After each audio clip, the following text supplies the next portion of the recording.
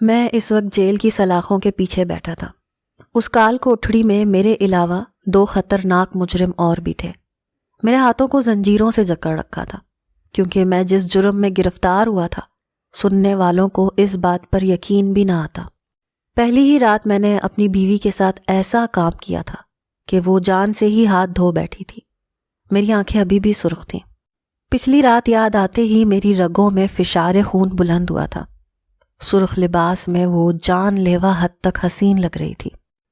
اسے دیکھ کر میرے اندر کا وحشی جانور ہی تو جاگ اٹھا تھا۔ میں نے بڑی بے دردی سے اس کے سر سے دوپٹہ کھینچ کر اتارا، اور جب اپنا اصلی روپ اسے دکھایا تو وہ درد سے بلبلا اٹھی۔ مجھے حیرت سے دیکھنے لگی۔ میں نے کہا، کیا ہوا؟ ابھی تو میں نے اپنی محبت کی ابتدا بھی نہیں کی اور تم چلا رہی ہو۔ ابھی تو میرا جنون اور شدت پوری رات تمہیں برداشت کرنی پڑے گی، پھر کیا کرو گی؟ میری بات پر وہ حیرت کی تصویر بنی مجھے دیکھ رہی تھی۔ جب میں نے اس کی طرف قدم بڑھایا، میں بری طرح سے چونک اٹھا جب انسپکٹر نے ڈنڈا جیل کی سلاخوں پر مارا۔ شاید مجھے متوجہ ہی کرنا چاہتا تھا۔ میں نے برجستہ اس کی طرف دیکھا۔ اس نے حوالدار سے کہا کہ تالا کھولو جیل کا۔ سرکار، اس شخص کی مرمت کا اجازت نامہ مل گیا ہے۔ یا تو آج یہ سچ بتائے گا کہ اپنی بیوی کے ساتھ ایسا کیا ایک رات میں کیا کہ وہ مر گئی، یا پھر آج اس کی چیخیں پوری جیل کے قیدی سنیں گے۔ چل باہر آ۔ جیل کا دروازہ اس حوالدار نے کھولا تو انسپکٹر نے مجھے بڑی تیز نظروں سے دیکھتے ہوئے کہا۔ اچھا بھاری بھرکم قسم کا شخص تھا اور گنجا بھی تھا۔ اس کا جاندار وجود اور 6 فٹ قد کو دیکھ کر میرا دل ایک دفعہ گھبرایا نہیں تھا، کیونکہ میں جانتا تھا کہ جو کچھ میں نے کیا ہے میرا سامنا ایسے ہی لوگوں سے ہو سکتا تھا، لیکن میں بھی بے بس تھا۔ میرے جنون اور وحشی پن کا یہی عالم تھا۔ میں جیل سے باہر آیا تو اس انسپکٹر نے مجھے گرے باندھ سے پکڑا اور ایک ایسی کال کوٹھڑی میں لے گیا جس کا دروازہ کھول کر اس نے مجھے اندر دھکیلا۔ میں بری طرح سے منہ کے بل جا کر گرا۔ میرے ہاتھ ابھی بھی زنجیروں میں جکڑے ہوئے تھے۔ وہ خود بھی جیل کے اندر آیا۔ میں بالکل بے تاثر سا تھا۔ مجھ سے کہنے لگا، دیکھ، میں تجھے آخری موقع دے رہا ہوں، مجھے سچ سچ بتا دے، تو نے ایسا بھی اپنی بیوی کے ساتھ کیا کیا کہ وہ ایک ہی رات میں مر گئی؟ اور جس طریقے سے اس کی موت ہوئی ہے۔ یہ کہہ کر وہ چپ ہو گیا۔ میں نے کوئی جواب نہیں دیا۔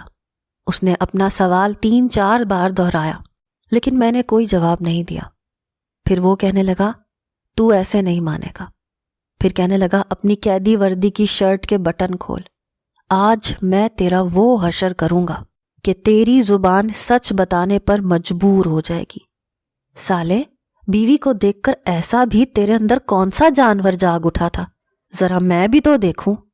اس نے اپنا غصے سے سرخ چہرہ میرے قریب کیا، میرے بالوں کو بے دردی سے پکڑ کر کہا۔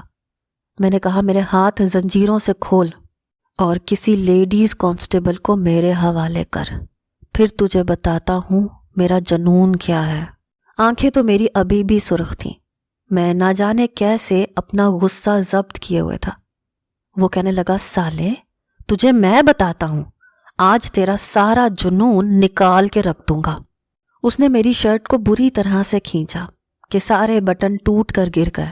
اس نے میری وردی کو پھاڑ کر 3 ٹکڑوں میں تقسیم کیا اور میری کمر پر ڈنڈے برسانے شروع کر دیے۔ اس شخص کے پہلے ڈنڈے نے تو میرے پورے وجود میں کرنٹ دوڑا دیا تھا۔ پہلا ڈنڈا بڑی زور کا محسوس ہوا تھا، لیکن اس کے بعد پے در پے میری کمر پر پڑنے والے ڈنڈوں نے میرا وجود سن کر کے رکھ دیا۔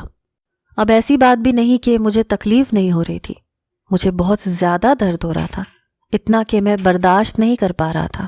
لیکن جو اذیت میں سہ چکا تھا، شاید یہ درد اس کے مقابلے میں بہت کم تھا۔ 15 سے 20 منٹ مسلسل وہ شخص میرے جسم پر ڈنڈوں سے ضرب مارتا رہا، لیکن میری زبان سے اف تک نہیں نکلی۔ وہ خود بھی اب تھک چکا تھا، اسی لیے پوری طرح سے پسینے سے شرابور ہوتا ہانپ رہا تھا۔ پسینے تو میرے وجود سے بھی بہہ رہے تھے۔ سانس میرا بھی بری طرح سے پھول چکا تھا۔ اس نے غصے سے میرے بال پکڑے اور بری طرح کھینچنے لگا۔ کہنے لگا، بول کیوں نہیں دیتا؟ کیوں مارا تم نے اپنی بیوی کو؟ بمشکل ہی صحیح، لیکن میں نے مسکرا کر اس کی طرف دیکھا۔ میں نے کہا میں نے تو اس سے محبت کی تھی، اب وہ سہ نہ سکی تو میں کیا کر سکتا ہوں۔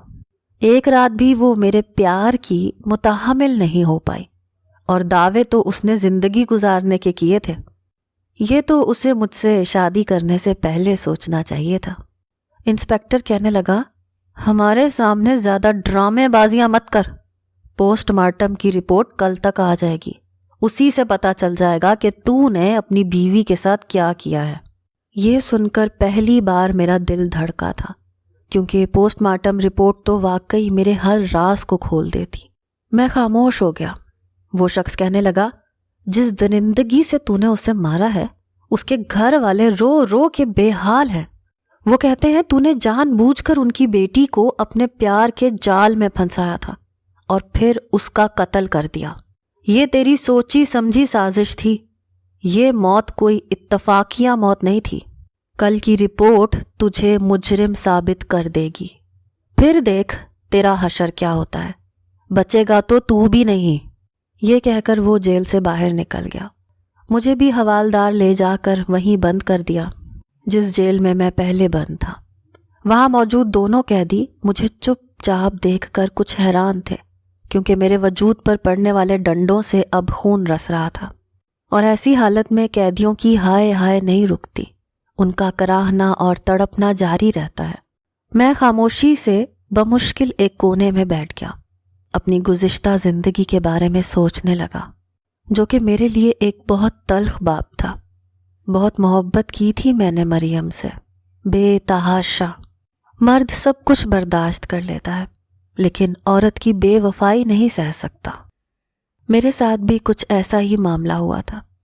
جس فلیٹ میں رہتا تھا، مریم بھی وہیں پر رہتی تھی۔ ہم ایک ہی اپارٹمنٹ میں رہتے تھے۔ مریم کا فلیٹ ہمارے گھر سے نچلی منزل پر تھا۔ میں آفس کے لیے جاتا، وہ اپنے فلیٹ کا دروازہ ذرا سا کھولتی، مجھے دیکھتی۔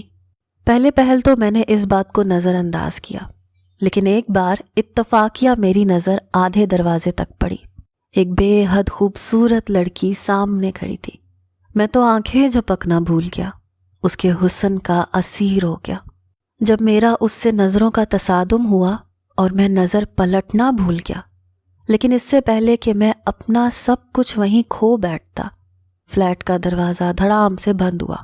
میں بری طرح سے چونک گیا، پھر خود کو جھٹکا، فٹافٹ سیڑھیاں اتر کر باہر چلا گیا۔ لیکن پورا دن مجھے مریم کے خیال نے پریشان کیا۔ میں دل پھینک قسم کا انسان ہرگز نہیں تھا۔ میں اپنی سوچوں میں گم تھا جب مجھے کسی نے بازو سے پکڑ کر جھنجھوڑا۔ بازو کے زخموں نے مجھے کراہنے پر مجبور کیا۔ میں نے آنکھیں کھولیں تو میرے برابر میں جیل میں موجود قیدیوں میں سے ایک قیدی بیٹھا تھا۔ کہنے لگا، تو سچ کیوں نہیں بتا دیتا پولیس کو؟ تیرے زخموں کو دیکھ کر تو میرا دل دہل گیا ہے، کیوں سہ رہا ہے یہ سب کچھ؟ میں نے ٹھنڈی آہ بھری تھی، لیکن زبان کا قفل نہیں توڑا تھا۔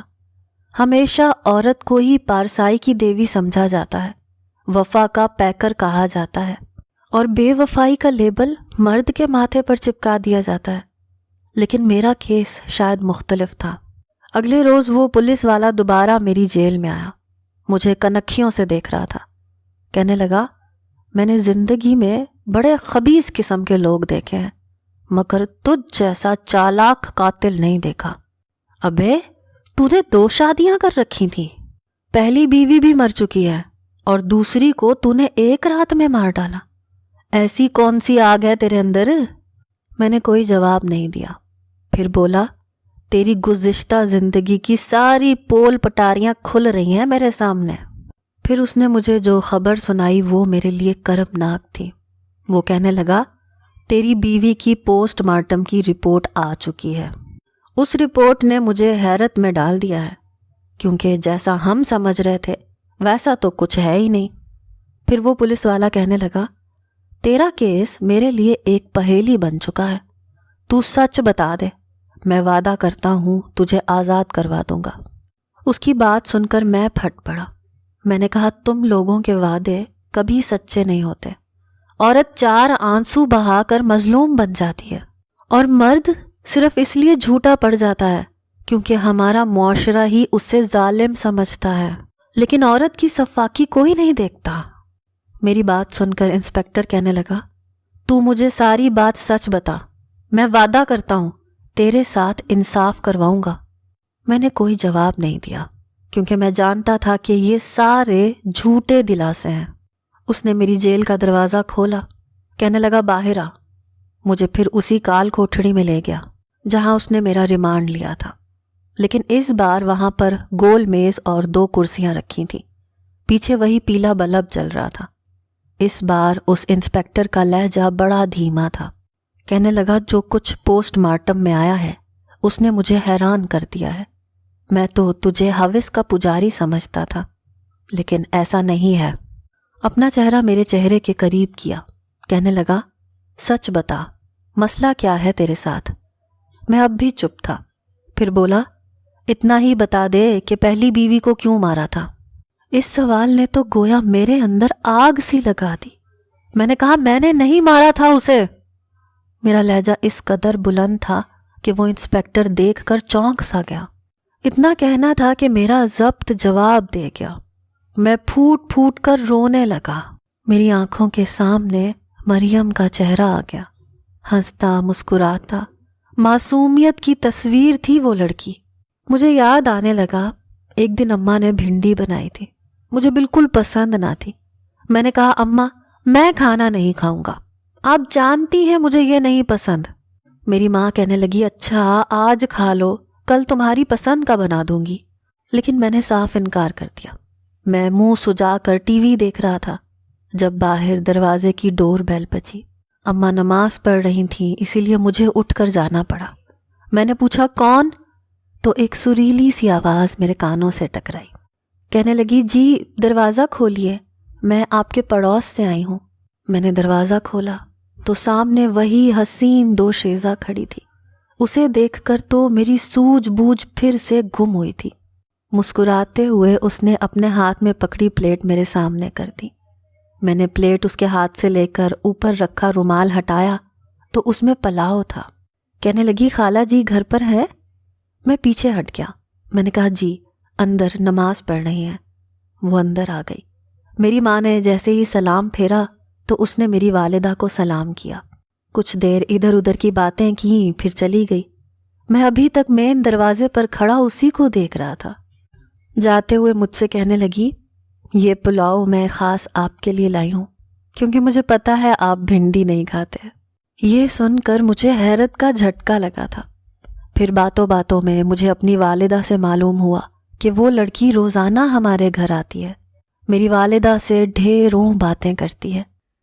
میری ماں بھی اس پر دل و جان سے فدا تھی اور میں بھی اس لڑکی پر دل ہار بیٹھا تھا۔ اس لیے جب اماں نے اس لڑکی کے لیے میری رضامندی پوچھی تو میں نے کوئی اعتراض نہیں کیا۔ یوں میری شادی مریم سے ہو گئی۔ مریم کو پا کر میں بہت خوش تھا۔ جتنی محبت میں اس سے کرتا تھا ایسے ہی جذبات وہ بھی میرے لیے رکھتی تھی۔ ہم دونوں ہی ایک دوسرے کی سنگت میں بے حد خوش تھے کہ جب میری والدہ کا انتقال ہو گیا، وہ بیمار تو پہلے سے ہی تھیں لیکن اچانک سے ہمیں چھوڑ کر چلی گئیں۔ اس کے بعد میری کمپنی نے مجھے دوسرے شہر بھیج دیا۔ مجھے کمپنی کی طرف سے گاڑی اور فلیٹ بھی ملا تھا۔ میں مریم کے ساتھ لاہور میں شفٹ ہو گیا۔ جس فلیٹ میں میں رہتا تھا وہاں سامنے ایک اور فیملی بھی رہتی تھی۔ ابھی ہمیں شفٹ ہوئے چند ہی دن گزرے تھے کہ رات کے 2 بجے مجھے وہاں سے لڑنے کی آوازیں آ رہی تھیں۔ میرے ساتھ ساتھ مریم کی بھی آنکھ کھل گئی۔ شور ہی کچھ ایسا تھا، اس گھر میں رہنے والا مرد نہ جانے کس پر چلا رہا تھا۔ چونکہ وہ گھر بالکل ہمارے گھر کے سامنے تھا اسی لیے آوازیں بہت صاف آ رہی تھیں۔ اگلے روز میں آفس جانے کے لیے جیسے ہی اپنے فلیٹ سے نکلا، ایک 40-45 سالہ شخص بھی اسی وقت سامنے والے فلیٹ سے نکلا اور اس کے پیچھے فلیٹ کے دروازے پر کھڑی لڑکی کے چہرے پر زخم اور نیلوں کے نشان تھے۔ میں نے بس ایک سرسری سی نظر ہی اس پر ڈالی تھی، لیکن اس کے چہرے کے زخموں نے مجھے دوبارہ اسے دیکھنے پر مجبور کیا تھا۔ لیکن میں فوراً سے نظر بدل کر نیچے اتر گیا۔ پتہ نہیں وہ شخص کیوں اپنی بیٹی کو مارتا تھا، کس بات پر ان کا جھگڑا ہوتا تھا۔ وہ لڑکی بمشکل 20 سال کی تھی۔ 2 دن بعد مجھے پھر وہی آوازیں سنائی دینے لگیں۔ اور پھر تو جیسے یہ سلسلہ ہی شروع ہو چکا تھا۔ ہر 2-3 دن بعد ایسا ہی شور اور جھگڑا ہمیں سنائی دینے لگا۔ ایک دن میں نے مریم سے کہا، یہ کس عذاب میں ہم لوگ پھنس گئے ہیں؟ وہ کہنے لگی، یوں مت کہیں، مجھے اس لڑکی پر بڑا ترس آتا ہے۔ ایک تو اس کا شوہر اس سے دگنی عمر کا ہے اور اس پر ظلم بھی کرتا ہے۔ یہ سن کر میرا تو دماغ چکرا کے رہ گیا۔ میں تو اس لڑکی کو اس شخص کی بیٹی سمجھا تھا۔ میں ایک دم سے اٹھ کر بیٹھ گیا۔ میں نے کہا، کیا کہا تم نے؟ وہ لڑکی اس شخص کی بیوی ہے؟ کہنے لگی، ہاں، بیچاری بڑی ہی مظلوم ہے۔ سن کر مجھے بھی بڑا دکھ ہوا تھا۔ بہرحال لیکن میں دوسروں کے معاملات میں کم ہی دخل اندازی دیتا تھا۔ پھر آہستہ آہستہ مریم کی اس لڑکی سے دوستی ہو گئی۔ میں نے بھی اعتراض نہیں کیا۔ خواتین کے معاملے میں میں کیا بات کرتا؟ مریم اس کی مظلومیت کے قصے مجھے سناتی رہتی تھی، لیکن میں نے یہ چیز نوٹ نہیں کی تھی کہ جب سے مریم لاہور میں اس فلیٹ میں شفٹ ہوئی تھی، چند ماہ سے اس کا رویہ بدلنے لگا تھا۔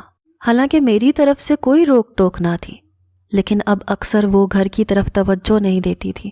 میں گھر آتا تو کھانا تیار نہیں ہوتا تھا۔ ایک بار میں گھر آیا تو کئی بار ڈور بیل دینے کے باوجود دروازہ نہیں کھلا۔ لاہور میں ہمارا کوئی رشتہ دار بھی نہ تھا کہ میں یہ سوچ لیتا کہ مریم وہاں ہوگی۔ مجبوراً مجھے برابر کا دروازہ کھٹکھٹانا پڑا۔ مجھے لگا کہ مریم کی اس لڑکی سے دوستی ہے تو شاید مریم یہاں ہو۔ پہلی ہی بیل پر دروازہ کھلا۔ سامنے وہ لڑکی کھڑی تھی۔ کہنے لگی، کہیے۔ میں نے کہا، مریم آپ کے گھر پر ہے؟ کہنے لگی، نہیں، وہ میرے گھر پر تو نہیں ہے۔ ہاں، ایک نوجوان آیا تھا، میں نے اس کے ساتھ اس کو جاتے ہوئے دیکھا تھا، شاید اس کا بھائی ہوگا۔ اس لڑکی کی بات نے تو مجھے چونکا کے رکھ دیا۔ اول تو مریم کا کوئی بھائی تھا ہی نہیں، اور لاہور میں تو اس کا کوئی بھی نہ تھا، نہ کوئی رشتہ دار، نہ کوئی ملنے جلنے والا۔ میں نے فوراً جیب سے اپنا موبائل نکالا، مریم کا نمبر ملایا۔ مسلسل بیل جا رہی تھی لیکن وہ فون نہیں اٹھا رہی تھی۔ اب مجھے پریشانی لاحق ہونے لگی کہ وہ کہاں گئی تھی اور کس نوجوان کے ساتھ گئی تھی۔ وہ لڑکی کہنے لگی، آپ ایسا کریں، کچھ دیر میرے گھر پر بیٹھ جائیں، مریم آئے گی تو پھر آپ اپنے گھر چلے جائیے گا۔ لیکن مجھے یہ بات مناسب نہیں لگی۔ پہلے ہی اس کا شوہر کس قسم کا شکی مزاج کا تھا۔ میں نے کہا، نہیں، رہنے دیں، میں یہیں انتظار کر لوں گا۔ وہ کہنے لگی، آپ کی مرضی ہے۔ اس نے دروازہ کھلا ہی چھوڑ دیا اور اندر چلی گئی۔ میں بار بار مریم کے موبائل پر کال کر رہا تھا، وہ میرا فون نہیں اٹھا رہی تھی۔ کچھ دیر بعد وہی لڑکی کرسی لے کر باہر آ گئی۔ کہنے لگی، یہ رکھ کر یہاں بیٹھ جائیں۔ میں نے وہ کرسی لے لی، سائڈ پر رکھ کر بیٹھ گیا۔ میں تھکا ہوا آفس سے آیا تھا، مجھے آرام کی ضرورت تھی۔ وہ کچھ دیر کے بعد میرے لیے جوس کا گلاس لے آئی۔ کہنے لگی، آپ آفس سے تھکے ہوئے آئے ہیں، اسی لیے آپ یہ پی لیں۔ مریم بھی ابھی آتی ہوگی، ویسے بھی پچھلے 3 گھنٹوں سے وہ گئی ہوئی ہے، اب تو اسے آ ہی جانا چاہیے تھا۔ اس وقت مجھے پیاس تو محسوس ہو رہی تھی۔ میں نے جوس کا گلاس خالی کیا اور ان کا شکریہ ادا کر کے کرسی پر بیٹھ کر مریم کا انتظار کرنے لگا۔ 2 گھنٹے گزر چکے تھے۔ پھر میں نے دیکھا کہ مریم سیڑھیاں چڑھ رہی تھی۔ میں نے غصے سے اس کی طرف دیکھا۔ مجھے دیکھ کر وہ گھبرا گئی۔ کہنے لگی، آپ جلدی آ گئے؟ میں نے کہا، جلدی میں نہیں آیا، تم لیٹ ہو۔ موبائل کہاں ہے تمہارا؟ اور کہاں گئی تھی تم؟ کس کے ساتھ گئی تھی؟ ایک ہی سانس میں نے کئی سوال کر ڈالے۔ اس نے جلدی سے اپنے پرس سے چابی نکالی، دروازہ کھولنے لگی۔ کہنے لگی، ابھی 2 گھنٹے پہلے ہی تو میں گئی تھی، بس بازار سے کچھ سامان لانا تھا۔ اس کے ہاتھ میں بس ایک شاپر تھا۔ کہنے لگی، میں سامنے والی فلیٹ کی شیزا کو بتا کر گئی تھی، اس نے آپ کو نہیں بتایا؟ وہ فلیٹ کا دروازہ کھول چکی تھی۔ اندر داخل ہوتے ہوئے اس نے کہا۔ میں نے کہا، گئی کس کے ساتھ تھی؟ کہنے لگی، کیا ہو گیا ہے آپ کو؟ ظاہر سی بات ہے، اکیلی گئی تھی، اور یہاں قریب میں جو مارکیٹ ہے وہیں تک گئی تھی۔ وہ شاپر سے دودھ کے ڈبے اور بریڈ اور کچن کا دوسرا سامان نکال رہی تھی۔ پھر اپنا پسینہ پونچھنے لگی۔ کہنے لگی کہ میں تو سمجھی تھی مارکیٹ قریب ہوگی، لیکن پیدل آنے جانے میں پتہ لگ گیا، 2 گھنٹوں کا تو پتہ ہی نہیں چلا۔ میں نے کہا، یہ چند چیزیں لانے میں تمہیں اتنا وقت لگ گیا کہ 5 گھنٹے تم بازار میں گزار کر آ رہی ہو۔ میری اس بات پر برجستہ اس نے مجھے دیکھا۔ کہنے لگی، کیا ہو گیا ہے آپ کو آج؟ کیوں بلا وجہ مجھ سے بحث کر رہے ہیں؟ مجھے یہ سمجھ نہیں آ رہی تھی کہ مریم مجھ سے جھوٹ کیوں بول رہی ہے۔ پچھلے 5 گھنٹے سے گھر میں نہیں تھی، مجھ سے کہہ رہی ہے کہ ابھی 2 گھنٹے ہوئے ہیں۔ پھر وہ لڑکا کون تھا؟ میں نے خود کو جھٹکا کہ مجھے شک نہیں کرنا چاہیے، کہ شک کا زہر میں اپنی زندگی میں گھولوں۔ میں نے بات کو خود ہی رفع دفع کر دیا۔ لیکن اگلے روز ہی میں نے دیکھا، جب میں آفس سے آ رہا تھا، مریم سیڑھیوں میں ایک لڑکے سے باتیں کر رہی تھی، ہنس رہی تھی۔ یہ دیکھ کر تو میرا خون ہی کھول اٹھا۔ وہ لڑکا کہہ رہا تھا کہ لائیں سامان مجھے دیں، میں اوپر لے جاتا ہوں، آپ کہاں وزنی سامان اٹھائیں گی۔ لیکن وہ منع کر رہی تھی، کہہ رہی تھی کہ میرا تو روز کا کام ہے، آپ کب تک یہ ڈیوٹی دیں گے۔ میں تیزی سے چلتا ہوا جب ان تک پہنچا تو وہ ہنس کر باتیں کر رہے تھے۔ میں نے یہی باتیں سنی تھی۔ میں نے غصے سے اس لڑکے کی طرف دیکھا اور پھر مریم کی طرف دیکھا۔ وہ لڑکا مجھے دیکھ کر فوراً سے سیڑھیاں پھلانگ کر وہاں سے چلا گیا۔ مریم کی میری جانب پشت تھی۔ میں نے کہا، یہ کون ہے؟ مریم نے پلٹ کر میری طرف دیکھا، کہنے لگی، اچھا ہوا آپ آ گئے، پکڑیں یہ سامان، میں تو تھک گئی ہوں، آپ تو صبح صبح آفس چلے جاتے ہیں، گھر کی ساری ذمہ داری مجھ پر ہوتی ہے، پہلے لے کر آؤ پھر پکاؤ۔ مریم میری بات ٹال گئی۔ میں نے پھر مریم سے اس لڑکے کے بارے میں پوچھا۔ کہنے لگی، اسی بلڈنگ کا لڑکا ہے، اس نے مجھے سامان اٹھائے دیکھا تو پوچھ لیا۔ اب میں اکثر ہی گھر جاتا تو مریم گھر پر نہیں ہوتی تھی۔ برابر سے پوچھتا تو شیزا کہتی کہ مریم ایک لڑکے کے ساتھ کئی گھنٹوں سے گئی ہوئی ہے۔ اب تو میرا صبر جواب دے گیا تھا۔ میں مریم سے لڑنے لگا، وہ ہر بار مکر جاتی تھی۔ ایک بار میں آفس سے گھر آیا تو گھر کا دروازہ کھلا ہوا تھا۔ یہ دیکھ کر تو میں گھبرا گیا۔ جیسے ہی میں نے دروازہ کھولا تو مجھے کمرے سے سرگوشیوں کی آوازیں آ رہی تھیں۔ میرے کمرے کا دروازہ بھی تھوڑا سا کھلا ہوا تھا۔ میں نے دروازہ کھول کے دیکھا تو میری تو جان نکل گئی۔ وہ لڑکا مریم کے ساتھ قابل اعتراض حد تک قریب کھڑا تھا، بلکہ یوں کہیں کہ اسے سنبھالے ہوئے تھا۔ جیسے ہی میری نظر اس پر پڑی تو دونوں گھبرا گئے۔ پھر مریم کہنے لگی کہ مجھے چکر آ گئے تھے۔ ابھی مریم کی زبان پر یہی تھا کہ میں نے اس کے منہ پر کھینچ کے تھپڑ مار دیا۔ وہ لڑکا فوراً گھر سے باہر چلا گیا۔ میں نے مریم کو بہت مارا تھا، دھکے دے کر اسے گھر سے باہر نکال دیا۔ میں غصے سے پاگل ہی تو ہو گیا تھا۔ اپنی بیوی کی بے وفائی برداشت نہیں ہو رہی تھی۔ لیکن آدھے گھنٹے بعد ہی مجھے کال آئی کہ روڈ کراس کرتے ہوئے آپ کی بیوی کا ایکسیڈنٹ ہو گیا ہے اور وہ موقع پر مر چکی ہے۔